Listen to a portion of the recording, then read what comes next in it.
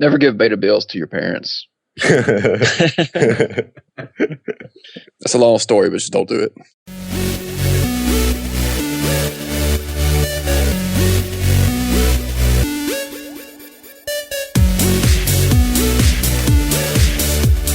Hello and welcome to React Native Radio, Episode 3. Today we're joined by AppHub co-founder Matthew Arbesfeld. And before we get going, I'm going to go ahead and introduce everyone that's going to be part of the show today. So today we're joined by Jed Watson. Hey, everyone. Peter Pikarczyk. Hey, everyone. Kevin Old. Hi. And Lee Johnson. How's it going?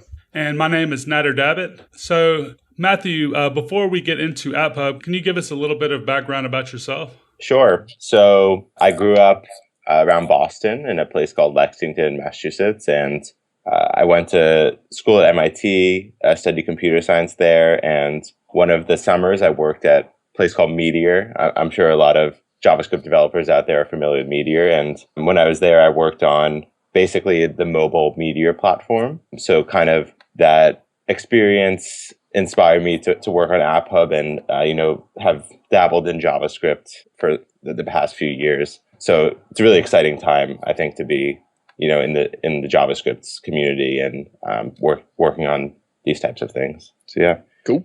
Yeah, absolutely. So as far as Meteor goes, does Meteor have a native story or anything like that? I know they've done a lot of stuff with hybrid, to my knowledge, but I'm not sure. I'm just out of curiosity, would like to know that. Yeah, so right now their native story is basically a Cordova wrapper. So you can make a Meteor app and then they have the tooling to basically turn that into a Cordova native app. So, not quite the same as React Native, but I think I've also heard of people using Meteor with React Native. So sort of do the backend logic and data fetching with Meteor and then using React Native to show the views. So there's a lot of interesting things you can do with Meteor still. Yeah, cool. Yeah, there's some cool plugins out there for the Meteor backend to React Native, getting the real-time updates and everything. It's really, really neat. Yeah, exactly. Like the sort of the Meteor style maps really nicely into React. So they were, nowadays Meteor can work with React and can work with React Native because, they were really pushing this reactive style of programming even before React came out. So it's cool to see kind of a convergence of ideas about how to build front ends, being able to use different technologies with React Native. Before Meteor supported React, were you able to bring it in yourself, or were you kind of stuck with whatever Meteor came with?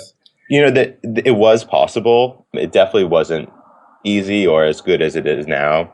For a long time, there have been ways to use Meteor with Angular, Meteor with React, but I think now, Meteor used to have their own kind of front end language called Blaze, and they still support it, but they're now much more agnostic to the technology used, and they are supporting, as an organization, like React, using React and using Angular, which is nice to see. Letting developers kind of choose the open source tools of their choice, and I think it's made for a much nicer development experience. Do you think that'll lead up to like a React Native roadmap for Meteor, where you could just build React Native apps inside Meteor instead of Cordova? I mean, I could definitely see, I think mobile is Meteor cares a lot about mobile, and I think I could definitely see them supporting React Native with their tooling in the future. I think that they're probably still, waiting for it to mature and to a point where if they build something, they don't have to change it. Obviously things in React Native are moving so quickly, it's hard to keep up sometimes. Yeah. I definitely think it would be great just to, have a way to make a Meteor app that works with React Native that's supported by Meteor. And it's a very nice way to write your app. Yeah. So how did the idea for AppHub come about? Yeah, so it's funny we talked about Meteor for a little bit now, because when I was at Meteor, one of the things I had got to build was a way to instantly update these Meteor apps that are running in production in the App Store. basically, for anyone who's not familiar, since we're writing apps in JavaScript and all the logic is powered by JavaScript, we're able to push new versions of JavaScript code to devices that are running. This lets us do great things because we don't have to go through Apple for every little change that we make. So at Meteor, I built the functionality that lets you push new JavaScript to devices that are running. And so when React Native came out, it was they made it very easy to do this by basically kind of containerizing the JavaScript so that it was seamless to push new JavaScript to a phone. So that's kind of, where how AppHub came to be. And, my co-founder Ben and I have, I guess we've known each other since we were about 1 week old. So, that's awesome. first person, we were really excited about React Native, started using it a lot in the early days. And I think one of the big advantages is being able to update apps in a much more seamless way. So that's, it's an exciting project to be working on and help out the community with. Absolutely. I mean, just the fact that you can update it and it renders native code instead of web code is a huge combo for React Native.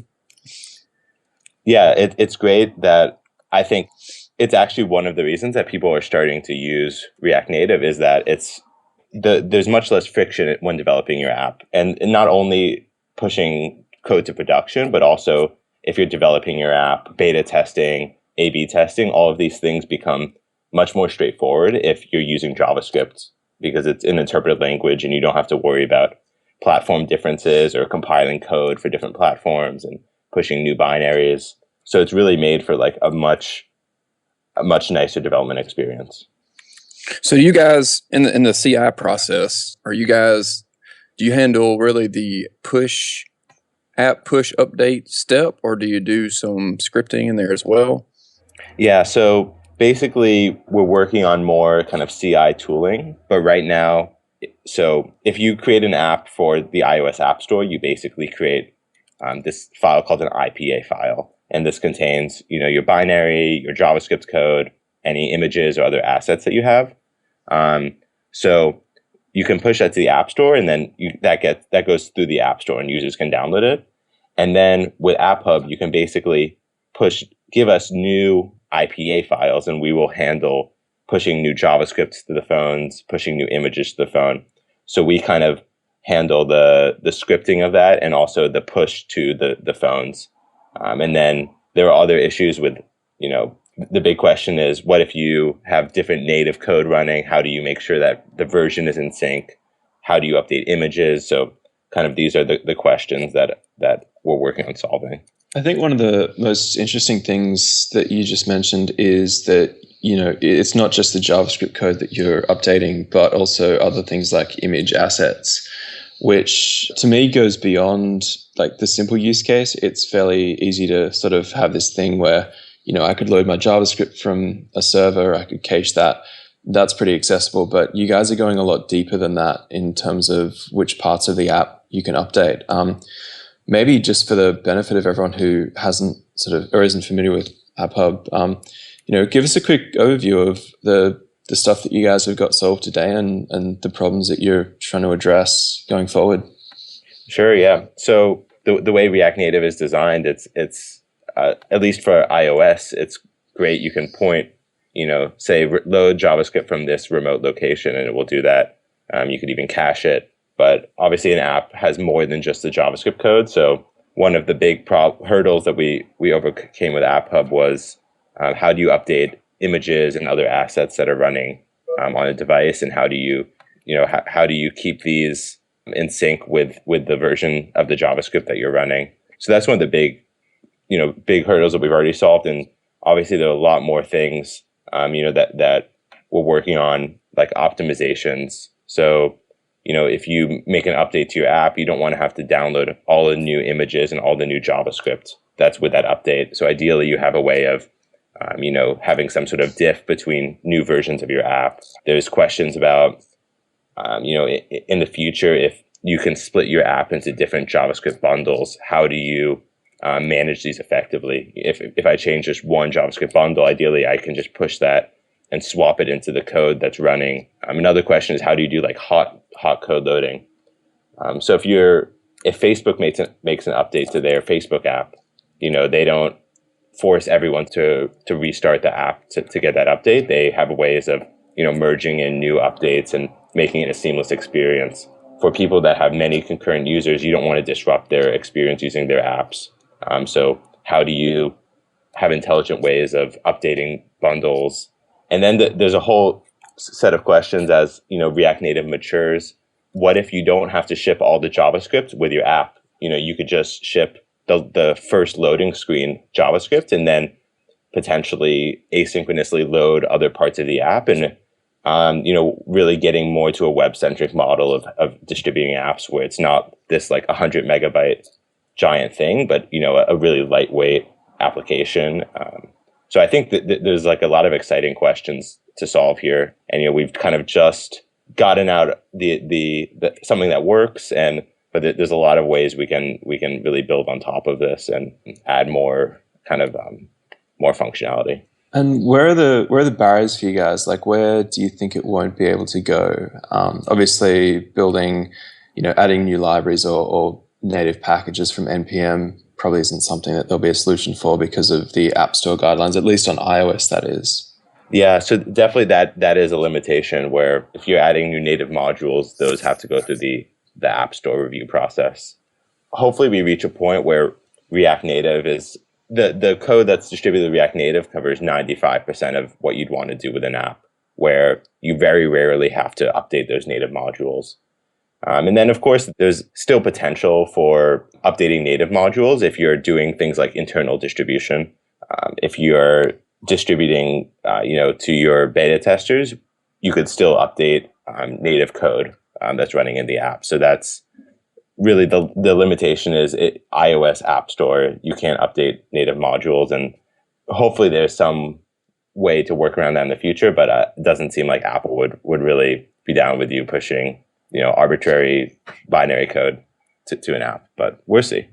Still powerful though if you have the 95%. I mean, that's huge, and and the more dependency you put on your JavaScript code, the more you actually get to use for the Android iOS split anyway. So you're actually better off. Yeah, exactly. You guys have made more React Native apps than I have, but it seems like most development is really done in the JavaScript code. And like you said, that lets you do interesting cross-platform things, reuse code in the browser, even reuse code if you're running a Node server. So I think hopefully we move to this world where everything can be JavaScript, and rather than you write as little as you can with these, iOS and Android specific APIs, and you're able to use the JavaScript.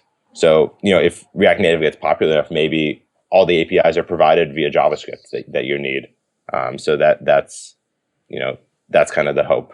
The fact that you guys take in the IPA is pretty surprising and sounds really, really cool. Can you go into more detail about that without giving away any secrets you guys actually have? But I know some of us probably do some real-time updating. I know we do, but it's only the bundle because that's easy. I can't imagine processing IPA and updating the images or anything else like that. So, I mean, how much detail, I guess, could you give? There's no secret. There are no secrets here. I think, we're in the process of open sourcing our libraries, and we basically want to make sure that they're, up to par in terms of the APIs before we do that. So, no secrets, but in short, that inside every IPA file is basically this compiled images file called a .car file. So when you upload your IPA to us, we process that car file and then use that to serve images. The nice thing, though, is basically Facebook has been working on a way to have images that work on both iOS and Android. So anyone who's done React Native development, cross-platform, if you have an image that you want in your iOS app and an Android app, you basically have to do an individual process for each of those. But I think pretty soon, hopefully in the next month or so, Facebook will release this way to have a folder of your images, and that way you can reference them from iOS and Android, and you don't have to do specific processes for both. So I think that would be really nice to have also, and make it a lot easier to work with images in the future. That would be pretty sweet. Like on on my team, the designers who are coming from web development have sort of found images to be one of the most like labor intensive aspects of setting up apps, like compared to just exporting stuff from Photoshop or Sketch and being able to use it immediately. Like the process you have to go through to actually get images into your app, and then, you know, it's a break in the live reload workflow and a whole lot of stuff. It's sort of a bit cumbersome, I think, compared to the rest of the developer experience. So yeah, that sounds great. Yeah, exactly. It's coming. Yeah. There's a lot of potential there, because if you're using something like Gulp to serve your app anyway, you can have Gulp manage all of the image resizing tasks and things like that. So you could have your designers just drop in any size file and do the automatic resizing. So I think it's going to be really powerful to have that be a thing. Yeah. Do you guys, do you see that build pipeline support going in the other direction as well? I mean, if you were to support like just pushing a new bundle or even pushing new source and doing the bundling on the server, sort of getting more towards a Heroku style deployment process where you could just, you know, git push the latest version of your app the way you would on a server and have the updated assets pushed out. Is that something that like a direction you guys think you'll go in as well? Yeah, that's really the ideal world is, you know, get pushed to master and it goes to your beta testers, get pushed to deployment, and, you know, we build your app, we manage the JavaScript and push that update immediately to production users. Really, we're waiting on that image thing that I mentioned on to be able to do this effectively. But once that's out, you know, I think it'll be really exciting to basically have a really seamless workflow where you can connect AppHub to your GitHub repo and automatically push updates and, you know, have automatic bundling and whatnot. And then, you know, past that, if you're, you know, that could be integrated with, you know, things like TestFlight or the App Store itself. So if you make a change to your native code, we could even push that change to the App Store and handle that process for you. So really providing like one place where you can do beta testing and A/B testing and instant deployments. And, you know, that is kind of really React Native is the only place where you can kind of manage all of that workflow from one place. That will be exciting once we build out all those things. So can you tell us a little bit about your company and how many people work there and where you guys are located and things like that, just out of curiosity? Sure. So yeah, right now it's just my co-founder Ben and I, and there's definitely a lot to build. So we're located in Boston. Yeah, we started this about 6 months ago. We've been working, you know, basically nonstop trying to build out these features, but we're definitely kind of looking for more people to join us and help bring some of these things to life, because there is so much potential and there's so much movement in the React Native code base and whatnot that, you know, half of the time we spend is just keeping up with all the new developments. You know, we will start kind of looking to build out the team over the next few months, and I think there's like a lot of exciting potential for what you can do with React Native and just the platform in general. Yeah, absolutely. The fact that you guys have basically centered your entire company around the future of React Native speaks a lot to what you guys apparently think about the platform in general. But what is your opinion of React Native and the future of it, coming from what you know and things like that? I think there's great potential, and I think the fact that you've seen so much, like Cordova has been so popular over the past few years, and I would call Cordova a pretty big hack. But basically, React Native is taking all the advantages of Cordova, a single code base, and JavaScript, which is a language, you know, all the web developers know, and bringing it into a place where really there's no limitations to the performance. Whether or not it's React Native that becomes popular, I definitely see JavaScript or some interpreted languages that's driving native components as being kind of the future of cross-platform development. The speed at which you can build cross-platform apps is incredible. So as long as there's, you know, iOS and Android and you have to build for both, I can't imagine another way of developing apps. Hopefully it's React Native is the way, but certainly I think there will be some interpreted language that you write to drive native components. And it just seems like by far the most intuitive way to write apps to me. Just out of curiosity, I know this is a React Native podcast, but have you looked at NativeScript at all? You know, not yet. I'm curious to hear more what you guys think about it. But does NativeScript compile into native code, or is it an interpreted language? NativeScript's actually, we haven't really talked about NativeScript yet on the show. And I guess it's the other major platform that is like in any way similar to React Native, or at least the only other one that I know of. The way NativeScript it works, it's quite different. So it's JavaScript as well. It's running in your V8 or your WebKit engine. And the way they've sort of organized that is you've got all of these objects available which are wrapped native classes. So it doesn't have the abstraction layer that React Native has, where you've got a view and a view component and the text component and the other components that ship with it.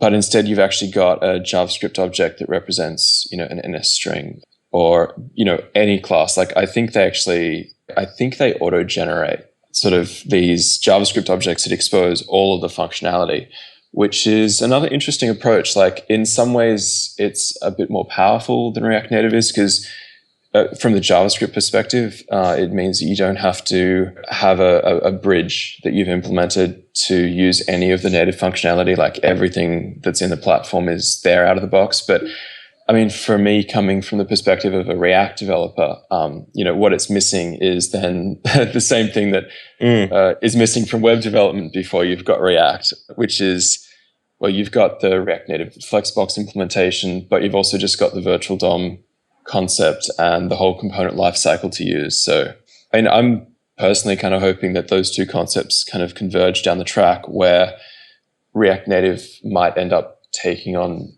exposing more of the underlying classes in the different platforms that it supports so that you've got access to more power, but while retaining that really nice abstraction framework. So yeah, I mean, it'd be sort of interesting if you guys look at it at some stage, you might find it's not too far away from React Native from a build and shipping perspective. Yeah, that sounds really interesting. I guess there's, React Native has started at a higher level where it's, building up these components, but I could imagine them, providing a mechanism for, I could write almost a native module in JavaScript. I feel like a lot of platforms have tried this, and I don't know if they're always successful. I think React Native has kind of chosen a level of abstraction that's shared between platforms, at the text view level or the image level. But when you start getting a little deeper, you may start to lose kind of the cross-platform abstractions. So I wonder if you kind of go with the NativeScript approach, whether you start writing more platform-dependent code. And I don't know if that's necessarily the best thing in the long term. I think they've got answers for that, but it's probably a topic for another conversation. Mm-hmm. Yeah. But yeah, it's an interesting platform anyway. Yeah, so I wanted to jump in with a question related to your frequently asked questions and kind of where all of this hinges upon Apple permitting the ability to just push JavaScript or image assets, sounds, etc. As it says. What happens when Apple restricts that?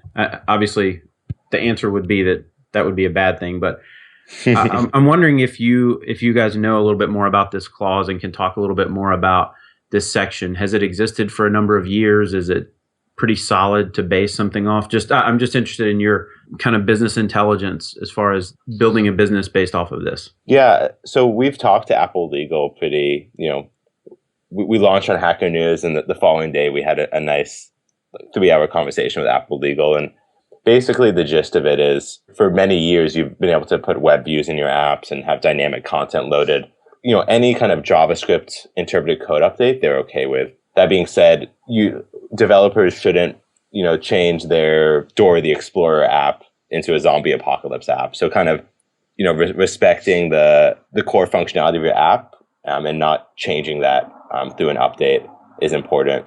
But, I think most of the App Store review process, this is just coming from me, but I think the idea behind the App Store review process is, number one, make sure that the content is good and the idea of the app, follows what Apple's looking for. And number two, making sure you're not using kind of C calls that could be harmful to the phone. So I think updating JavaScript doesn't, as long as you're not fundamentally changing your app, I think Apple we'll always be okay with those sorts of changes. Awesome. That's good to hear. Another question unrelated to that, and it's on your pricing page. You guys mentioned daily active users as part of the packages. And I'm just wondering how you guys accomplish that. Do you bundle something with the app that goes out through an AppHub app, or is there another way? Or are you just simply tracking downloads? Can you talk a little bit about that? Yeah, sure. So basically how you use AppHub is you include an SDK in your app and you link it to the AppHub dashboard. So every time the app starts, it basically pings our server and asks, is there a new update available for this app? So sort of that registers as a new device. And the nice thing about this is in the future, you could add some metadata about every device. So say I sign in to my phone into your app, and I'm Matthew Arbesfeld, I have this email. In the future, I could push a specific update to just me if I wanted to. So one of the nice things that we're excited to work on is basically being able to do beta tests with production apps. So we've all kind of gone through the process of trying to get a beta build to like my mom. It's impossible to walk her through like test flight and there's like 5 different apps you have to download just to get test flight running on your phone. So one thing I'm really excited for is just seeing my mom pop up on AppHub and saying, okay, let her have this new beta build of my app and be able to do testing that way. Never give beta builds to your parents. That's a long story, but just don't do it. No, I'm just kidding. So could you mention a little bit about the versioning? I know you guys have the versioning and the beta and all that. So how do you handle, like if you were to push up an IPA and you want this to be a beta version or this to be a production version 1.2, like how do you guys handle that today? Yeah, so when you push an app to the App Store, it has a native version associated with it. So say version 1.1. So then if I make JavaScript changes that are compatible with version 1.1, I can tell AppHub, okay, this change is compatible with 1.1, now push it to my users. But the moment I break that compatibility and I make a change that won't work, if I write JavaScript to work with only a specific native version, then I tell AppHub, okay, this new build should only work with version 1.2. And that will prevent people running version 1.1 from downloading that update. So that means if you change native code that won't work in a backwards compatible way, you basically just have to make sure that you bump up your version number and you don't deploy to the old users. There's also other ways to solve this. So I've seen basically people, if you add a piece of native functionality, so say you add a way to vibrate the phone when you get a message, in your JavaScript, you can basically check for the existence of that native module. So that way you can update JavaScript and have it work on older versions, as long as you're making sure that you're basically checking for new features in your JavaScript code and making sure that they're not fundamental to the changes in your app. Cool.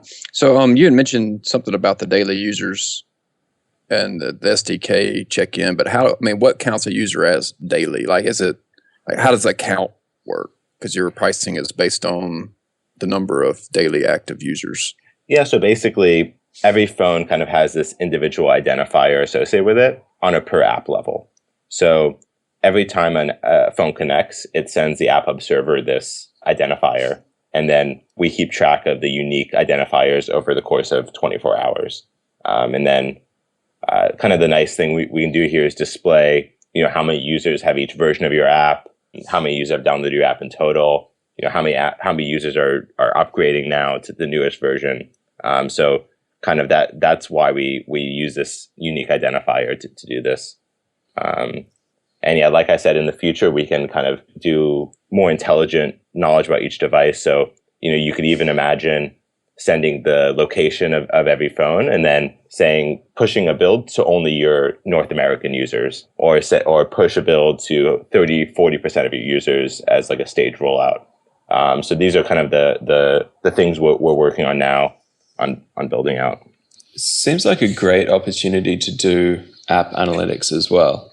Yes, definitely. I think app analytics and also error reporting is another thing that a lot of people have asked us for. So I'm not sure if you guys have seen this, but Sentry is basically this error reporting service. That it's all open source, but they have a hosted solution also. One of the things we're looking into doing is basically, if you have Sentry in your React Native app, basically having errors reported on a per version of your AppHub app. So that way you can say, okay, your AppHub version 3 had this error. And I think there's like a lot of potential there for that, and doing analytics, things like A/B testing. So if I push a new version of my app, seeing how many users download it, seeing what the onboarding conversion funnel, things like that. It sounds like you guys are, I mean, you've probably looked at Ionic, right? Yeah. So Ionic, Yeah, the whole platform. It sounds like you're basically providing a lot of the same kind of solutions that they've got around Cordova apps, but for React Native. Yeah, I think that's fair to say. I think the biggest pain point for developing apps right now is updating the apps in production, but there's so many different things you can do when you have JavaScript code.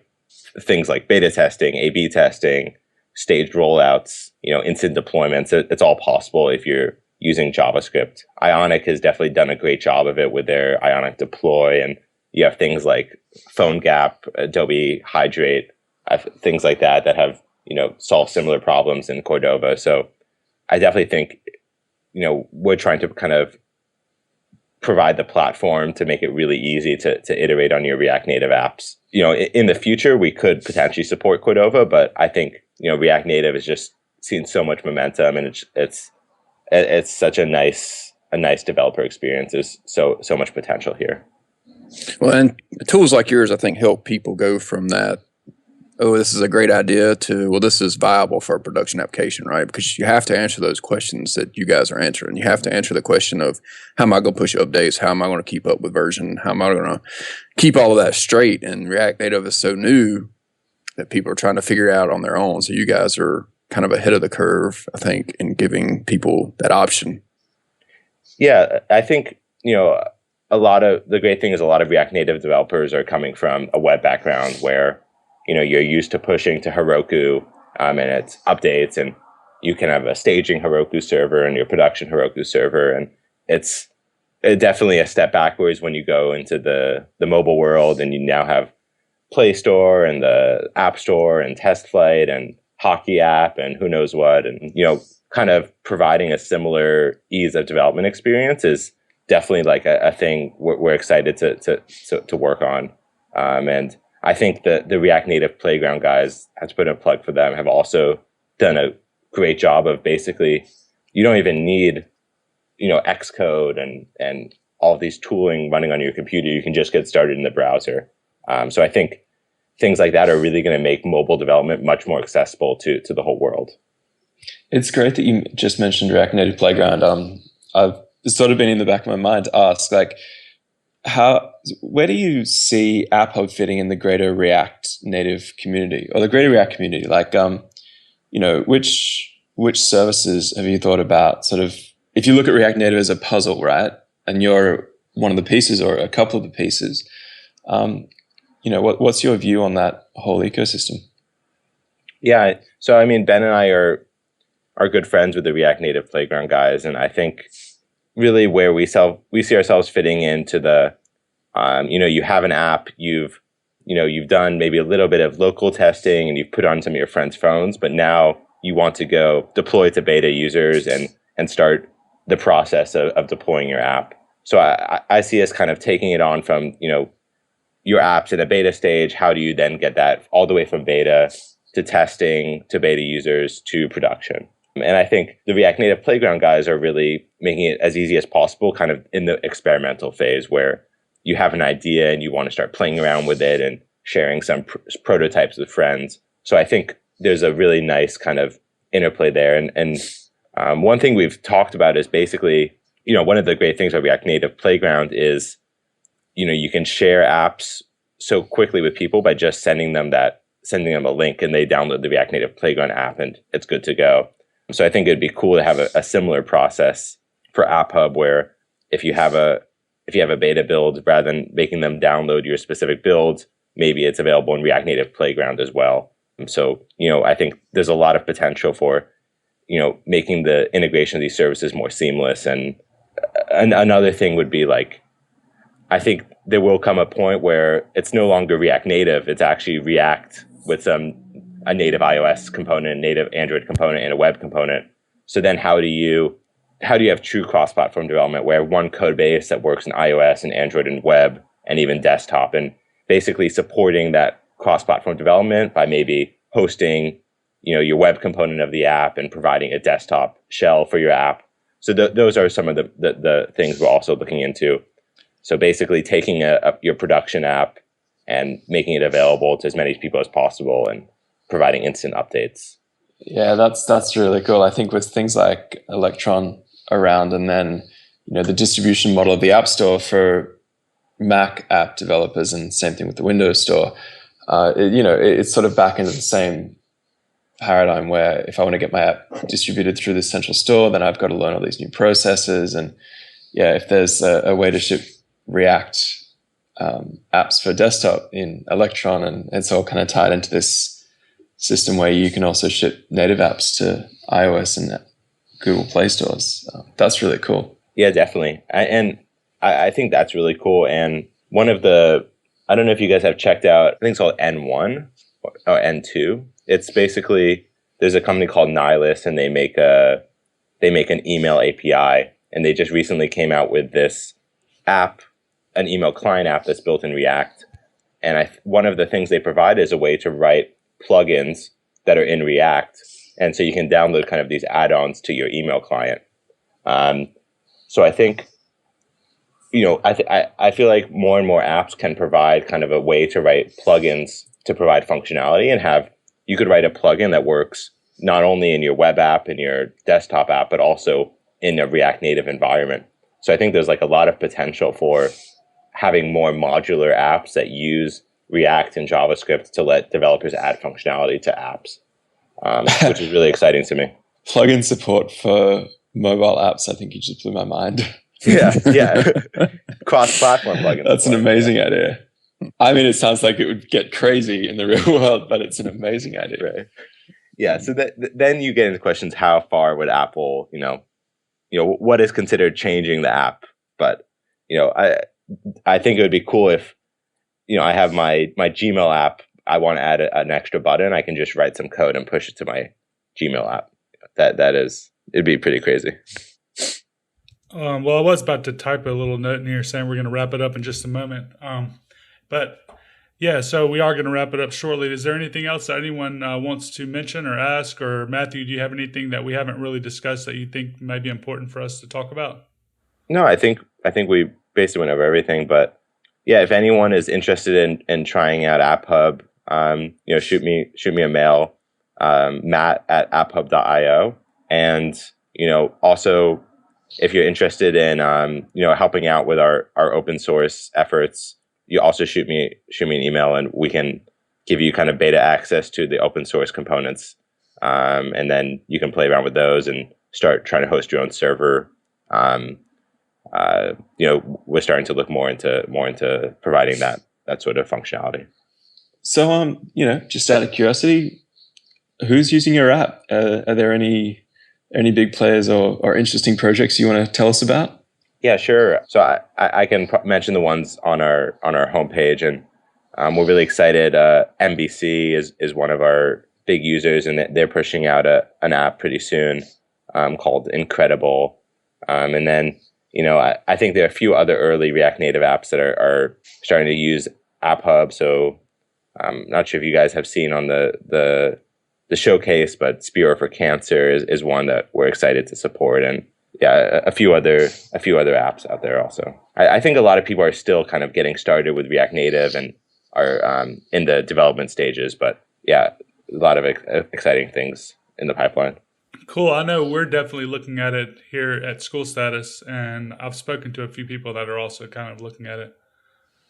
Yeah, we're actually we're expecting to push our first app out integrating AppHub this week. So we're pretty excited to get it running in production and get away from, we have this huge app that's currently going out via an MDM server, which is not as bad as the App Store review process, but it introduces a whole lot of other nightmare overheads.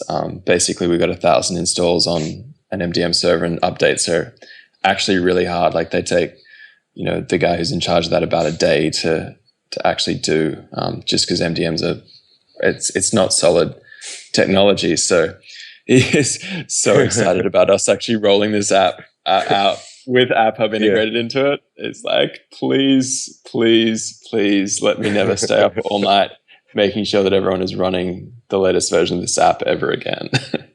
Yeah, that's great to hear. A funny story, one of our users is making an app for cosmetic. Basically, they're putting in kiosks in different department stores around the world. And before AppHub, they had to call the IT department every single store and walk them through this updating process for how to update the app. So, hopefully AppHub provides a slightly better experience there for them. Well, we've got like 1,000 retail locations and it's growing quickly, that are running this app that we wrote. And basically, they're all in single app mode. And what you need to do with the MDM is unlock them from single app mode, remove the app, reinstall the app, put them all in single app mode, and hope that nothing went wrong. And invariably, like maybe 20% of them, something's gone wrong. And then you're putting in all these devices in different groups. And it's just like, it's so hard. So I think even though you'd think that an enterprise app distribution where you don't have to go through the app store, it sounds great until you try and do it in the real world. And then you hit all these issues where devices are offline, or, the network access is dodgy and it receives it's all kind of facilitated through the push notification system. So it's just not reliable. And yeah, like that's, you guys are going to be a huge improvement to that workflow. Yeah, well, happy to help out there. Thank you. Okay, very cool. Well, I think we're going to go ahead and get to the picks. Kevin, would you like to go first? Yeah, absolutely. So my React Native related pick is a blog post that was put out last week called Deep Diving React Native Debugging. And man, what an amazing post that honestly, I feel like I could hand this post to any developer and they can kind of get the gist of how the React Native workflow goes. So it's got screenshots and it breaks it down step by step of what's really happening when you're interacting with React Native. So I think it's a great resource for any web developer or iOS dev to come up to speed. And then my next and final pick is is unrelated to React Native, but I'm a huge fan of Twitter. And the pick is not Twitter. The pick is a book called Hatching Twitter. I'm sorry. It came out a couple of years ago, and I started reading it a few months ago. I've still got a few hours to listen to it to finish it up, but I just it's my pick because in the last week, Jack Dorsey has been named CEO again, and word is, some of the latest headlines are that there are massive layoffs. And I just find the Twitter ecosystem very interesting because it's something we all, it seems like, rely on, but there's all these layers that, profitability and all the drama that goes around it that just kind of makes it pretty interesting. So Hatching Twitter and the related, read that and then catch up on the latest news. So that's it. Cool. Jed? Yeah, this isn't really picked, but I just wanted to give props this week to the React team for the React.14 release. They've managed to solve, I think, every single one of the pain points that I had in React, whether it's like having all the add-ons ripped out into their own NPM packages is a huge improvement for supporting open source React components. Even context has been fixed and finally documented. Still don't use it, but it's documented now. And like all the warnings around the update, the decisions around React DOM, they've just been on fire lately. So thanks for doing that, guys. It's fantastic to use. I will second Facebook open source in general. The last couple of weeks, they've put out a lot of stuff, everything from GraphQL and the tooling around that, and all the stuff with the updates to React. So absolutely. Lee? Yeah, I'm actually going to change mine because Kevin sparked something for me when he started talking about Twitter. Just got back from the AWS conference and saw a demo for Twitter Digits, which is a way, it's like an OAuth authentication for your users using their phone number. It's two-factor. They put in their phone number and it basically authenticates them through their Twitter account pretty seamlessly. And with AWS, you could use that with Cognito and Lambda and other things like that. So saw a cool demo of this using all those toolings in like 10 minutes.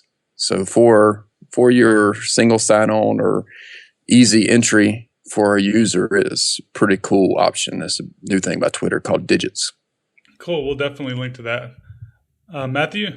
Yeah, I'll echo React 0.14 and all the work Facebook does to make kind of the upgrade experience really seamless is nice. And then completely unrelated, my friend introduced me to this new snack. It's called moon cheese, like the moon and then cheese. And it's like basically like cheese puffs, but like 10 times more delicious. So I'm addicted to them. They come in 3 flavors, cheddar, Gouda, pepper jack. So I highly recommend trying them out. Really delicious snack. You want to ship some to Sydney for me? Yeah, let me know your address. Be on the way. While we're giving props to Facebook Open Source, actually, I think also congratulations to both them and to Dan Abramov for that announcement. The fact that Dan's been doing amazing work in the community, not just with his projects like Redux, but also, he's always on Twitter supporting people and helping people and writing these great guides. So he's just started or about to start, I think, working with Facebook on React Native, which is just incredibly exciting. I did see that. That is exciting.